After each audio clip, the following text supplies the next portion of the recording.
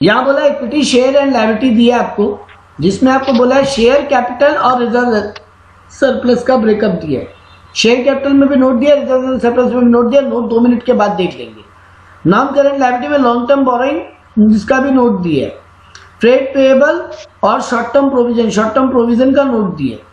Asset में आपको क्या दिया है? टेंजिबल एसेट नेट, ठीक है। इन्वेंट्रीज दिया है, ट्रेड रिसीवेबल दिया है, कैश एंड कैश इक्विवेलेंट दिया, अदर करंट एसेट में भी नोट नंबर दिया है। तुरंत नीचे नोट चेक करते हैं एक का। इसमें अच्छा बात है एक्यूमुलेटेड डेप्रिसिएशन भी है और अपना प्रपोज डिविडेंड भी है। तो देखो यहाँ पे इक्विटी शेयर कैपिटल दिया है आपको और प्रेफरेंस शेयर कैपिटल भी दिया है। ये मतलब मोटा मोटी एक ऐसा सम है जो आपके एग्जाम के लिए बहुत रेलेवेंट है। जनरल रिजर्व आपको दिया, देखो सरप्लस का ओपनिंग क्लोजिंग दिया है। ओपनिंग सरप्लस था मेरा 2000, क्लोजिंग सरप्लस है 2400। तो यानी हम वो बना सकते हैं नेट प्रॉफिट बिफोर टैक्स इसकी मदद से। तो वो बनाएंगे। मेरा तरीका वही फॉलो होगा। पहले हमको क्या बनाना है? नेट प्रॉफिट बिफोर टैक्स का working, net profit before tax का वर्किंग नोट, दूसरा एसेट का और एक्यूमुलेटेड डेप्रिसिएशन का वर्किंग नोट, और चौथा प्रोविजन फॉर टैक्स का वर्किंग नोट। 4 ही नोट हमको बनाने हैं। तो अब यहाँ पे हमको और क्या क्या आइटम, ब्रेकअप में कुछ काम का आइटम जो मेरे काम आने वाला है आगे। प्रोविजन फॉर टैक्स दिया है मेरे को, ये देखो ओपनिंग 6000, क्लोजिंग 8400। टेंजिबल एसेट का देखो कैसे ब्रेकअप दिया है। देखो तुम्हारा आंसर आएगा दक्ष यहाँ पे। मेरे पास ओपनिंग एसेट 82,000 था, क्लोजिंग 80। लेकिन यहाँ पे डेप्रिसिएशन का फिगर अलग से है ना। हाँ तो ये बात ध्यान रखो। अब यहाँ तुम एसेट के घटने को डेप्रिसिएशन नहीं मान सकते। अच्छा सॉरी, घटाई तो है 82 से 80 हुए। हाँ ठीक है, तो उसको देखेंगे सम्स में। एक्यूमुलेटेड डेप्रिसिएशन भी दिया है 30 और 22।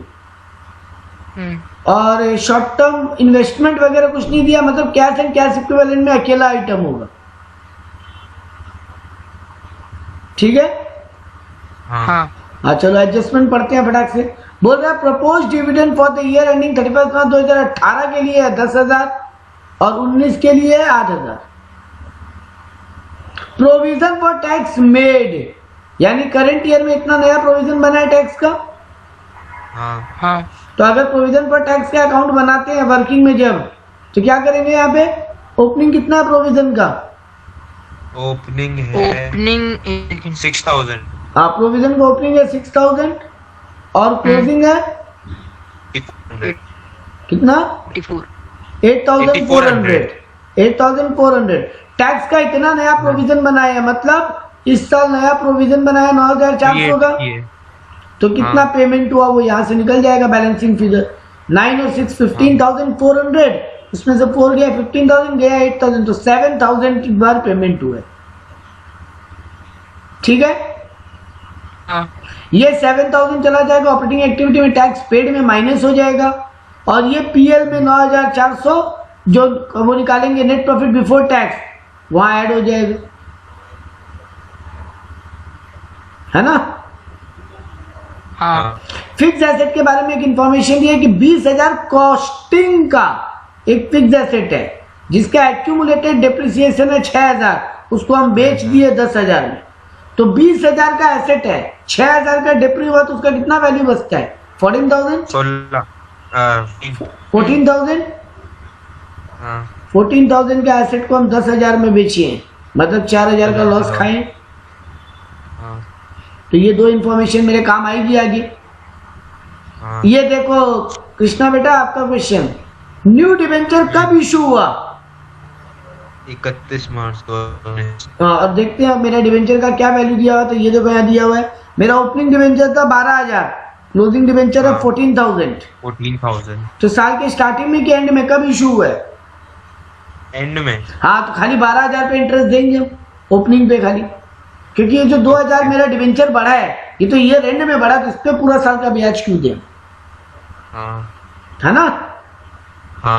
तो यहाँ पर अपने को यही चीज गौर करना है कि इशू कब हुआ, रिडीम कब हुआ, उसी हिसाब से ब्याज देंगे। क्लियर है बात? तो देखो सॉल्यूशन नहीं देख के पहले वर्किंग्स देखते हैं। देखो प्रोविजन फॉर टैक्स का वर्किंग तो अपने भी बनाया, ये लोग भी वही बनाया है ना। ओपनिंग लिखा 6000, क्लोजिंग लिखा 8400। इस साल नया क्रिएट हुआ 9400 जो क्वेश्चन में गिवन था, तो पेड निकल गया 7000 बैलेंसिंग फिगर। 7000। और अगर बेटा पेड दिया होता तो वो पीएल निकल जाता बैलेंसिंग फिगर। करेक्ट बात। हाँ हाँ तो देखो अब फिक्स एसेट का और एक्यूमुलेटेड डिप्रिसिएशन का लेजर बनेगा। पिछले ही सम में जब कल किए थे, लास्ट डे जब किए थे, उसमें ये एक्यूमुलेटेड डिप्रिसिएशन नहीं था, तो एसेट का जो नहीं। टोटल डिप्रिसिएशन है वो आ गया था एसेट अकाउंट में। हाँ हाँ यहाँ पर सारा काम एक्यूमुलेटेड डिप्रिसिएशन अकाउंट की मदद से होगा। तो देखो मेरे को ओपनिंग बैलेंस कितना दिया है मशीन का, 82 दिया था, क्लोजिंग हाँ, 80 हाँ। दिया था। हाँ तो देखो 82 हमने पुट किया बैलेंस बीडी में और 80 पुट किया बाई बैलेंस सीडी में। मेरे को क्या बोला है, एक एसेट कितना वैल्यू का था जिसको हम बेच दिए, 20,000 का एसेट था, उस पे 6,000 का डिप्री हुआ था, तो 14,000 का वैल्यू बचा था, उसको 10,000 में बेच दिए थे, मतलब 4,000 का लॉस खाए थे। हाँ तो बेच के कितना रुपया आया था मेरी जेब में, 10,000। 10,000। तो देखो 10,000। बाई बैंक लिखा 10,000। उस एसेट का जो एसेट बिक गया, एक्यूमुलेटेड डिप्रिसिएशन वाला कंसेप्ट जब देगा, तो जो एसेट बिक गया उसका खाली डिप्री आएगा एसेट अकाउंट में। आई रिपीट, जब आपको एक्यूमुलेटेड डिप्रिसिएशन का कंसेप्ट देगा तो जो एसेट सोल्ड हुआ है केवल उसी का डिप्री आएगा एसेट अकाउंट में। और अगर नॉट एक्यूमुलेटेड डिप्रिसिएशन वाला कंसेप्ट होता तो टोटल डिप्रिसिएशन जो अब तक हुआ है सारे एसेट का वो पूरा ही आ जाता वहां पे। ठीक है। ये नीरज मामा एक बार वापस बताओ ना, समझा नहीं। लास्ट क्लास में जब अपनी किए थे बेटा, तो एक्यूमुलेटेड डिप्रिसिएशन का कहानी नहीं था, नहीं था। तब अपने जो आपको दिया हुआ था कि टोटल डिप्रिसिएशन 74,000 का है, हाँ तो वो पूरा का पूरा यहाँ एसेट अकाउंट में यही लिख दिए थे क्रेडिट साइड में। क्योंकि जब आपका प्रोविजन फॉर डिप्रिसिएशन या एक्यूमुलेटेड डिप्रिसिएशन का स्टोरी नहीं होता तो आपका फुल डिप्रिसिएशन एसेट अकाउंट में आ जाता। ठीक, हाँ बस यही फर्क है और कोई फर्क नहीं है। लेकिन जब आपका एक्यूमुलेटेड डिप्रिसिएशन का स्टोरी दिया हुआ रहे तो अपने एसेट अकाउंट में सिर्फ वही डिप्री लिखते हैं जो एसेट इस साल बिका, सोल्ड हुआ। तो वो जो एसेट सोल्ड हुआ उसका डिप्री कितना था, 6,000 ना। 6,000। 6,000। तो देखो 6,000 ही लिखा है यहाँ क्रेडिट में। लॉस लिखा है 4,000, प्रॉफिट होता तो यहाँ 2PL लिखते, लॉस हुआ है तो देखो लॉस, डिप्री, सेल सब एसेट को कम करता है ना। हाँ तो ये तीनों फिगर क्रेडिट में आ गया, तीनों फिगर क्रेडिट में आ गया, by bank, by accumulated depreciation, by loss. ठीक। हाँ और अब यहाँ पे बैलेंसिंग फिगर परचेजेस निकल जाएगा 18,000 का। तो ये जो एसेट सेल होके पैसा है ये इन्वेस्टमेंट अकाउंट में जाएगा। हाँ हाँ ये जो डिप्रिसिएशन हुआ 6,000 ये एक्यूमुलेटेड डिप्रिसिएशन अकाउंट में चला जाएगा डेबिट साइड में। हाँ हाँ और ये जो लॉस हुआ है वो ऑपरेटिंग में ऐड बैक हो जाएगा। ऑपरेटिंग और ये जो परचेज ऑफ एसेट हुआ वो इन्वेस्टिंग में माइनस में चला जाएगा। माइनस। तो एसेट अकाउंट का सारा आइटम का पुटिंग हुआ। हाँ हाँ चलो अब एक्यूमुलेटेड डिप्रिसिएशन अकाउंट बनाते हैं। देखो मेरे को ओपनिंग एक्यूमुलेटेड डिप्रिसिएशन दिया था 22,000, क्लोजिंग दिया था 30,000। तो देखो ओपनिंग क्रेडिट में लिखे 22,000, क्लोजिंग डेबिट में लिखे 30,000, क्योंकि ये एक लायबिलिटी का लेजर होता है। तो इसका ओपनिंग क्रेडिट क्लोजिंग डेबिट होगा। हाँ मेरे को जो एसेट बिक गया उसका डिप्री 6,000 था वो डेबिट में लिखे। हाँ तो इस साल नया डिप्री कितना हुआ, 14,000। ये मेरा बैलेंसिंग फिगर आ गया। देखो कृष्णा हम यही बोलना चाह रहा था, यहाँ जो ये 14,000 निकला है ना, हाँ अगर ये एक्यूमुलेटेड डिप्री का अकाउंट नहीं होता, मतलब ये एक्यूमुलेटेड वाला कंसेप्ट ही नहीं होता, तो ये 14 आपको एडजस्टमेंट में दिया हुआ रहता और यही आप एसेट अकाउंट में लिखते थे। ओ यानी जब एक्यूमुलेटेड डिप्री नहीं होता है तो उस ईयर का फुल डिप्रिसिएशन एसेट अकाउंट में जाता है। और अगर एक्यूमुलेटेड डिप्रिसिएशन का कंसेप्ट होता है तो जो एसेट बिका है केवल उसका डिप्री एसेट अकाउंट में जाता है। बात क्लियर?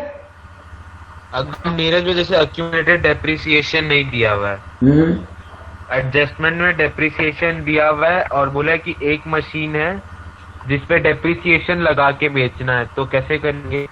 देखो हम यही एग्जांपल को कंटिन्यू रखते हैं। इस एसेट में क्या था, आपका 10,000 20,000 का एसेट था कॉस्टिंग, हाँ उसका 6,000 का डेप्री था और 10,000 का सेल वैल्यू था, यानी 4,000 का लॉस था। हाँ आपको अगर ये एक्यूमुलेटेड डेप्री वाला कहानी नहीं होता तो आप हाँ। नॉर्मल एक एसेट अकाउंट खोलते जो हम स्क्रीन पे खोल रहे हैं। हाँ हम यहाँ बीडी लिखता 82,000, सीडी लिखता 80,000, सेल वैल्यू लिखता 10,000 क्रेडिट में, हाँ और ना जो उसका लॉस है 4,000 वो भी लिखता। हाँ लेकिन यहाँ पे वो 6,000 का डेप्री नहीं लिखता, आपको सब में बता देता कि इस साल टोटल डेप्रिसिएशन 14,000। जो आप ये एक्यूमुलेटेड डेप्री अकाउंट से निकाले हो ना बेटा 14,000, हाँ वो आपको क्वेश्चन में एडजस्टमेंट में बता देता कि इस साल टोटल डेप्रिसिएशन 14,000 है, वो यहाँ लिखते। तो फिर जो मशीन को बेचे उसका डेप्रिसिएशन ऐड नहीं करते? नहीं, तब उसका वैल्यू लिखते कि 14 में इंक्लूडेड होता उसका मतलब। ओके। तो एक्यूमुलेटेड डेप्री अकाउंट जब बनाते हैं तो एसेट अकाउंट में सिर्फ वही डेप्री लिखते हैं जो एसेट सोल्ड हो गया, और इस साल का डेप्री का फिगर एक्यूमुलेटेड डेप्रिसिएशन अकाउंट से निकल कर आता है। ठीक बात? हाँ और अगर एक्यूमुलेटेड डेप्री अकाउंट नहीं बनाते हैं बेटा तो ये फिगर आपको दिया हुआ ही रहता कि इस साल का डेप्री कितना है, बस वही आप ले जाके एसेट अकाउंट में लिख देते। जैसे हम आपका ये सम खत्म करने के बाद एक बार आपको पिछला सम में लेके चलेगा और आपको दिखाएगा वो चीज कैसे लिखा हुआ था। फिलहाल एक्यूमुलेटेड डेप्रिसिएशन सीखो कि सर भैया जो एसेट बिक गया उसको एसेट अकाउंट में लिख देंगे, उसको ट्रांसफर करके यहां ले आएंगे डेप्री अकाउंट के डेबिट में, एक्यूमुलेटेड डेप्री के डेबिट में, और इस साल का डेप्री यहां से बैलेंसिंग फिगर निकाल लेंगे। यहां तक क्लियर है? हाँ हाँ तो आपके तीन वर्किंग बन गए। बन गए। बन गए। और अब आपको वो भी एक वर्किंग बनाना है, नेट प्रॉफिट बिफोर टैक्स का। हाँ हाँ तो पहला आइटम क्या कहते हैं, सरप्लस का डिफरेंस। सरप्लस तो 400। देखो मेरे सरप्लस का डिफरेंस कितना है, 400 था। 400। तो ये देखो यहाँ पे पहले 400 लिखे। अब क्या क्या बेटा ऐड करते थे हमको, तुरंत वो 3 आइटम गिनाओ जल्दी से। General reserve, proposed dividend, provision for tax. हाँ, तो जनरल रिजर्व बढ़े तो ऐड, और प्रोविजन फॉर टैक्स इस साल का जो नया क्रिएट हुआ है करंट ईयर का। लेकिन डिविडेंड इंट्रीम हो या फाइनल, पेड वाला वर्ड यूज होता है, जितना पेड एक ही है। बस ये बात याद रखो। माइनस में तुम्हारे लिए एक ही आइटम काम का है, अगर रिजर्व घटता तो माइनस कर। हाँ बस तो चलो तुरंत अपने सम्स को देखते हैं। अपने नीरज मैं एक बार डिविडेंड क्या होता है बताओ ना वापस। इंटरिम डिविडेंड क्या होता है? हाँ इंटरिम वर्ड का मतलब बताओ दक्ष, ट्राई करो ट्राई। इंटरिम मतलब क्या होता है? बीच में, साल। बीच में। अच्छा तो हम साल के बीच में डिविडेंड बांट रहे हैं उसी साल का प्रॉफिट पे। हम आपको एग्जांपल जिस दिन दिया था कि जनरली कंपनी डिविडेंड कैसे देती है बेटा, बैलेंस शीट होने के बाद। साल बैलेंस शीट साल खत्म होता है, ऑडिट होता है, वापस फाइनल पूरा पीएल बनता है, कंफर्म हो जाते हैं इतना नेट प्रॉफिट हो तब डिविडेंड बांटती है। यानी अगर 1 अप्रैल 2021 से 31 मार्च 2022 तक हम बिजनेस किए तो ये अप्रैल 21-22 का डिविडेंड बांटते बांटते मेरा 2022 का अगस्त सितंबर आ जाता है, क्योंकि ये सब इतना कैलकुलेशन होना, ऑडिट होने में टाइम लगता है ना। तो मेरा अगस्त सितंबर आ ही जाता है पिछला साल का बैलेंस शीट फाइनलाइज होने में, तब हम डिविडेंड बांटते हैं। उसको बोलते हैं फाइनल डिविडेंड, यानी पिछला साल के प्रॉफिट पे इस साल डिविडेंड बांट रहे।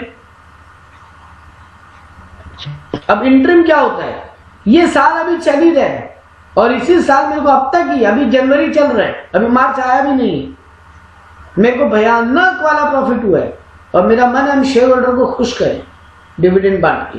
तो करंट ईयर के प्रॉफिट पे जब करंट ईयर में डिविडेंड बांट दें उसको बोलते हैं इंटरिम, यानी साल के बीच में। ठीक है? हाँ तो यहां पर अब आप क्या फटाक से अपने सम के ऊपर अपने वो तो ले लिए थे सरप्लस का डिफरेंस। अब अपने को अपना 3 आइटम ढूंढना है। जनरल रिजर्व में कोई इंक्रीमेंट है क्या? ये रहा, साल का जनरल रिजर्व था 4,000, एंडिंग है 7,600। 3,600। तो 400 में प्लस हो जाएगा 3,600, बढ़ रहा है ना, घटता तो माइनस हो जाता। ठीक बात। हाँ दूसरा बात प्रोविजन फॉर टैक्स का, तो वो हम अकाउंट बनाए थे ना आपने, रफली ये रहा। कितना इस साल प्रोविजन फॉर टैक्स का नया प्रोविजन बनाया? 9,400। वेरी गुड, तो वो भी ऐड हो जाएगा, ऐड 9,400। और एक क्या ऐड होगा? प्रपोज डिविडेंड करंट ईयर का जो पेड हुआ। देखो बेटा एक बात बताओ, पेड हुआ, पेड तो 2018 का डिविडेंड 2019 में पे करते हैं ना। हाँ 2018 का डिविडेंड कितना था? 10,000। 10,000। तो वो इस साल पे हुआ होगा। हाँ वैसे आपको इंटरिम डिविडेंड पेड वर्ड दे देता तो जितना पेड देता वो ऐड कर लेते। अच्छा। फाइनल डिविडेंड का रूल आपको उसमें क्या कोई सिखाया ईयर था? का नहीं, क्या बोल रहे हो? उसमें कोई ये साल का नहीं होता क्या, जैसे पिछले साल नहीं वाला नहीं क्या? नहीं नहीं, पिछले साल के इस साल पे किए हैं, यही तो बोल रहे हैं। तो हमको तो पेड वर्ड चाहिए ना। हाँ तो कितना पेड हुआ पिछले साल के इस साल? जितना पिछला साल प्रोविजन बनाया तो उतना साल पेमेंट किए होंगे। हाँ तो 10,000 18 में प्रोविजन बनाए थे 10,000 का, 2019 में प्रोविजन बनाए 8,000 का, तो 18 वाला अभी पे करेंगे ना 19 में। हम क्या बोला, पिछला साल का फाइनल डिविडेंड कब पे करते हैं बेटा? पिछले साल का इस साल। तो पिछले साल कितना प्रोविजन बना के बैठे थे? पिछले साल हम सोचे थे कि 10,000 तक तो डिविडेंड देंगे। क्वेश्चन कुछ बोला नहीं है कितना पे किए, तो मान लेंगे ना उतना ही पे किए जितना सोचे थे। तो 10,000 पे किए तो 10,000 ऐड बैक करेंगे, तो मेरा आ गया कितना आएगा? 400 प्लस 3600 4,000। 23,400। कितना? 20,400। एक जन बोलो बेटा, आवाज कट भी रहा और दोनों बोल रहे हैं। 23,400। हाँ 23,400। तो ये ले जाके हम कहाँ लिख देंगे? पहला ही एकदम आइटम ये देखो 23,400 net profit before tax, operating activity के अंदर में। ठीक बात। अब जो यहाँ एडलेस करते हैं बेटा, यहाँ एडलेस का लॉजिक क्या है? Non cash and non operating expenses को एड बैक कर देते हैं। प्लस करते हैं। अगर ये नॉन कैश एक्सपेंस या नॉन ऑपरेटिंग एक्सपेंसेस है तो ऐड बैक कर देते हैं, और कोई नॉन ऑपरेटिंग इनकम है तो उसको माइनस कर देते हैं, क्योंकि वो एक्सपेंसेस प्रॉफिट को कम किया होगा, ठीक करने के लिए ऐड बैक कर रहे हैं, और ये इनकम प्रॉफिट को बढ़ा दिया होगा, ठीक करने के लिए माइनस कर रहे हैं। हाँ तो बेटा जी आप डिप्रिसिएशन निकाले थे ना 14,000, हाँ देखो यहाँ पे ऐड बैक हो रहा है 14,000। इंटरेस्ट वाला बात अभी 2 मिनट के बाद करते हैं। लॉस ऑन एसेट आप निकाले थे ना 4,000, हाँ देखो ऐड बैक किए। ठीक बात। हाँ और कुछ माइनस करने के लिए है नहीं, क्योंकि नॉन ऑपरेटिंग इनकम क्वेश्चन में आपको बोला नहीं। सर नॉन ऑपरेटिंग इनकम क्या क्या बोलता आपको? अगर कोई profit on sale of asset होता, अगर कहीं से इंटरेस्ट मिला है, अगर कहीं से डिविडेंड मिला है, रिसीव्ड वर्ड यूज होता, रेंट मिला है, तो ये सब अगर देता तो लेस भी करते। डिवेंचर पे ब्याज हम आपसे पहले ही खुद ही बात किया था। अपनी क्या बात किए थे? कितने पे ब्याज कैलकुलेट करेंगे? ओपनिंग वाले फिगर, हाँ ओपनिंग वाले पे, क्योंकि जो एक्स्ट्रा डिवेंचर इशू हुआ वो कब इशू किए हैं? ड्यूरिंग साल के आखिर में। तो 12,000 पे इंटरेस्ट देना है, कितना? 15% है डिवेंचर का ब्याज। तो 12,000 का 15% कितना होगा? 12 का 15 600 नहीं 12 का 15 नहीं, 12,000 का 15%, 45,000। 1,800। देखो निकालने का शॉर्टकट तरीका दें लैंग्वेज में। हेलो, हाँ निकालने का एकदम शॉर्टकट तरीका सुनो। 12,000 का 10% निकाल लो पहले, 1,200 होगा। एक जीरो कमी तो करना है, जब 10% निकालते एक जीरो कम कर दो, 1% निकालना हो तो 2 जीरो कम कर दो। तो 12,000 का 10% निकाल दिए 1,200। हाँ तो अगर 1,200 10% है तो 5% कितना होना चाहिए? 600। हाँ तो बस जोड़ लो 1200 प्लस 600, क्योंकि 15% चाहिए था तुमको, 1,800। 1,800। तो एग्जाम में ना बेटा ये सब ओरल शॉर्टकट रखो, वरना टाइम का गेम बच जाएगा। ओके किसी भी चीज का ना बेटा 10% निकालना दुनिया में सबसे आसान है। लास्ट का एक डिजिट उड़ा दो। अगर हम आपको बोलते 13,377, इसका 10% कितना होगा? 13,377। हाँ, इसका 10% कितना होगा? 1,300। हाँ, 1,337। लास्ट वन 1,337 या 1,338 कर दो राउंड फिगर में। हाँ अगर हम आपको बोलते कि 13,377 का 1% कितना होगा? 1%। 133.7। 2 पॉइंट आगे लगा तो देंगे। बस, तो बेटा जी आपको अगर 10% और 1% निकालना आता है ना, तो दुनिया में आपको कोई भी परसेंटेज ओरली कैलकुलेट करना आता है। क्योंकि हम 10 निकाला, हमको 15 चाहिए था, हम 10 निकाला, उसका हाफ किया, दोनों को ऐड कर लिया, मुंह से सॉल्व हो गया। ठीक है ना। तो ये सब ट्रिक्स अब बनाओ मुंह पे। बोले ना कॉमर्स मजा लेने का चीज है, मजा तभी आएगा जब ये कैलकुलेशन बर्डन नहीं लगेगी। चलो ठीक है, सम्स में आगे बढ़ते हैं। तो 1800 रुपये आपने ऐड बैक किए, इंटरेस्ट भी। तो देखो अपने एडजस्टमेंट का सब काम निपटा लिए कि नहीं। अपना तीनों वर्किंग बनाने के बाद पहला काम क्या होता है सर? वर्किंग बनाने के बाद हम पहला काम करेंगे कि सारे एडजस्टमेंट निपट गए कि नहीं वो चेक कर लेंगे, क्योंकि अगर एडजस्टमेंट नहीं निपटे तो आप निपट जाओगे। तो देखो आप प्रपोज डिविडेंड निपटा लिए, प्रोविजन फॉर टैक्स निपटा लिए, फिक्स एसेट निपटा लिए, डिवेंचर भी सर जी अभी निपटाए इंटरेस्ट निकाल के। ठीक बात। हाँ। अब तुरंत दौड़ के बैलेंस शीट का एक एक आइटम पकड़ पकड़ के जजमेंट चालू कर दो अपना। तो पहला काम 3 वर्किंग बनाना, दूसरा काम सारे एडजस्टमेंट निपट गए कि नहीं वो देखना, और कोई हिडन एडजस्टमेंट है तो वो भी देखना। हिडन एडजस्टमेंट ये इंटरेस्ट वाला ही होगा। तो ये निपट गए, अब बस बैलेंस शीट का आइटम पकड़ो, सॉल्व करते जाओ। आपका शेयर कैपिटल, चलो इसका नोट में ब्रेकअप दिया है। क्या बोला है? मेरा ओपनिंग इक्विटी शेयर था 55,000, क्लोजिंग इक्विटी शेयर है 80,000। 25,000 बढ़ गया। एक बात तो 25,000 बढ़ गया। दूसरा बात, आपको कहीं पे क्वेश्चन में बोला नहीं है कि पार है कि प्रीमियम है। तो पार मानेंगे। कैसे जज करेंगे पार है कि प्रीमियम? या तो एडजस्टमेंट में लिखा होता, या आपको यहाँ पे रिजर्व एंड सरप्लस में सिक्योरिटी प्रीमियम रिजर्व दिया होता। आई रिपीट, आपको शेयर, प्रेफरेंस शेयर, डिबेंचर, ये सब रिडीम या इशू पार पे हुआ है कि प्रीमियम पे हुआ है, ये देखने का तरीका इतना ही है बेटा। या तो एडजस्टमेंट में उसके बारे में कुछ बोल दे, और नहीं तो सिक्योरिटी प्रीमियम रिजर्व नाम का कोई स्टोरी देख लो, तो वहां से गेस कर लो पार पे हुआ है कि प्रीमियम पे हुआ। ठीक है। चलो, तो आपका पहला काम, आपका 55,000 का 80,000 हो गया इक्विटी शेयर। 25,000 से इक्विटी शेयर बढ़ा है, फाइनेंसिंग एक्टिविटी में लिखोगे। तो ये देखो फाइनेंसिंग एक्टिविटी में 25,000 से इक्विटी शेयर बढ़ रहा है, पैसा आ रहा है ना। तो देखो प्लस में लिखा है। चलो पहला आइटम खत्म। दूसरा item preference share. Preference share का भी क्या हुआ है, चलो पढ़ लेते हैं। प्रेफरेंस शेयर मेरा 25,000 का, आहा रिडम्पशन हो गया 5,000 से। इसका भी कुछ बोला नहीं है पार की प्रीमियम, तो पार पे रिडीम मानेंगे। तुरंत ले जाके फाइनेंसिंग एक्टिविटी में 5,000 का नेगेटिव फिगर लिख देंगे। ठीक है। डिवेंचर इशू हुआ था, आपको भी पता था 2,000 का, लेकिन भैया आप एक गलती कर दिए, आप चेन क्यों तोड़े? एग्जाम में ये गलती मत करना। आइटम पकड़ के चलना तो आइटम पकड़ के ही चलना, ठीक है ना। तो अपने रिजर्व एंड सरप्लस का देख लेते हैं तुरंत। रिजर्व एंड सरप्लस में क्या नोट दिया अपने को? एक तो जनरल रिजर्व दिया, एक सरप्लस दिया। दोनों का काम अपने पहले ही कर चुके, दोनों को ही वो नेट प्रॉफिट बिफोर टैक्स में यूज कर लिए थे। हाँ तो कर लिए, तब उसका कुछ नहीं करना। थर्ड आइटम आपको दिया long term borrowing. Long term borrowing में वो डिवेंचर है। चलो डिवेंचर का काम अभी हो गया। 2,000 इशू है, तो फाइनेंसिंग एक्टिविटी में 2,000 इशू में लिख देंगे, पैसा है। ठीक बात। यहां तक कोई चाप नहीं। चलो इसमें एक और है सर, इंटरेस्ट भी पे किए इसका, तो ऊपर ऐड बैक किए तो ऑपरेटिंग, यहाँ पे माइनस में लिख देंगे। ऑपरेटिंग में ऐड किए, यहाँ माइनस में लिख देंगे। चलो नेक्स्ट आइटम पकड़ लो फटाक से बैलेंस शीट का। नेक्स्ट आइटम क्या है बेटा अपना?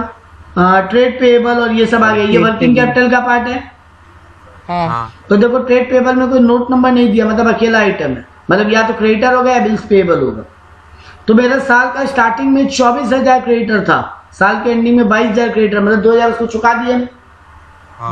तो पैसा जा रहा है, पैसा जा रहा है तो डिक्रीज में लिखो वर्किंग कैपिटल में माइनस। तो ये देखो वर्किंग कैपिटल में डिक्रीज इन ट्रेड पेएबल और ब्रैकेट में लिख दिया फिगर।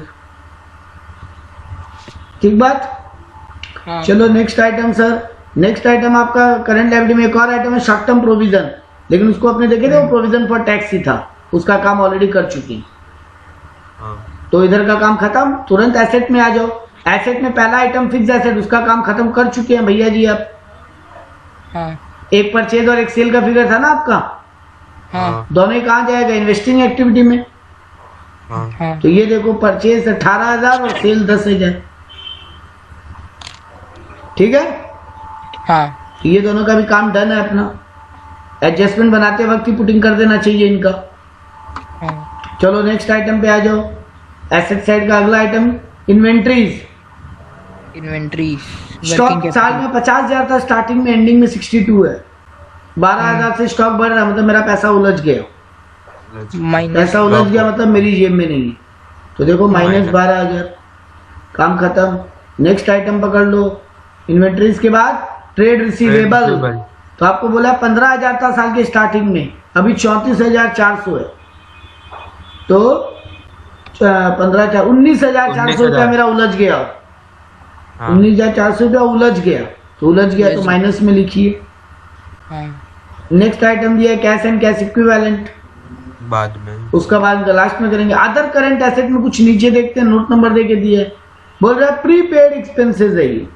तो साल के स्टार्टिंग में प्रीपेड था 600, साल के एंडिंग में प्रीपेड है 1000, मतलब 400 रुपया और प्रीपेड कर दिया, मतलब जेब से और गया 400 रुपया, माइनस तो माइनस। तो ये देखो 400 रुपया माइनस में लिखा, और टैक्स पेड कर दिया 7,000। तो आपका ऑपरेटिंग एक्टिविटी का आंसर आ रहा है 2400। आपका इन्वेस्टिंग एक्टिविटी का आंसर आ रहा है नेगेटिव 8,000। तो और आपके फाइनेंसिंग एक्टिविटी का भी सारा आइटम पे टिक लगा हुआ है, हाँ बिल्कुल, तो सब आइटम पुटिंग हुआ है। हाँ एक गलती कर जाते, देखो डिविडेंड पेड वर्ड यहाँ पे लिखना भूल गए थे। डिविडेंड पेड अपने नेट प्रॉफिट बिफोर टैक्स निकालते वक्त तो ऐड कर लिए थे, उसका सेकंड पोस्टिंग भूले।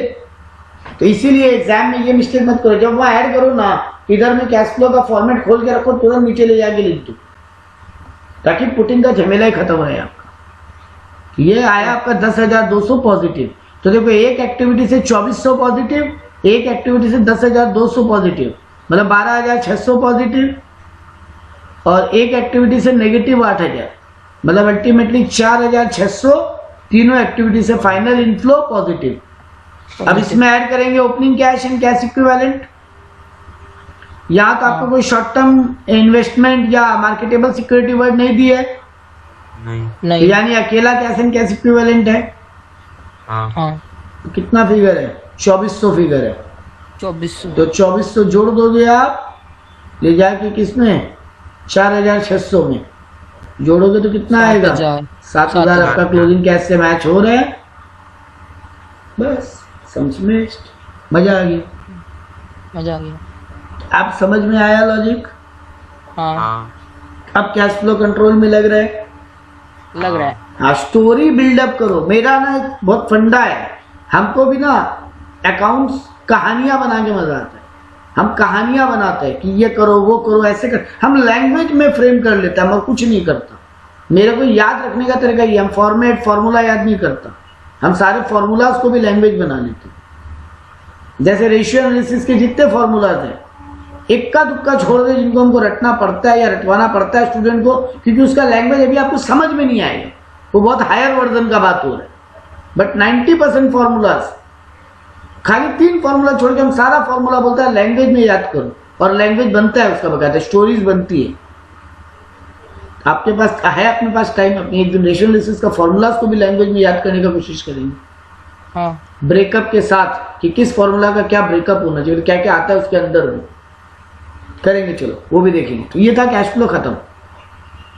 अब हम आपको वो चीज दिखाते हैं जो आपको